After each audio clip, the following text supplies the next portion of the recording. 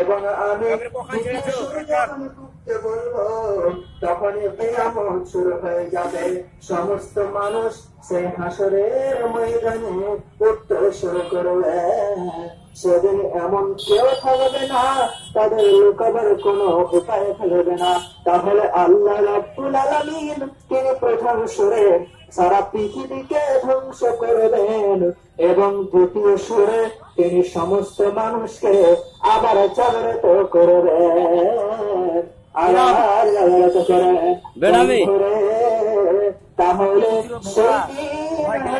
ময়দানে সমস্ত মানুষ আবার জাগ্রত হবে।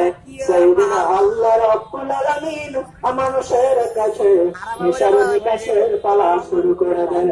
সেই দিন মানুষের কাছে হিসাব নিতে থাকবে এবং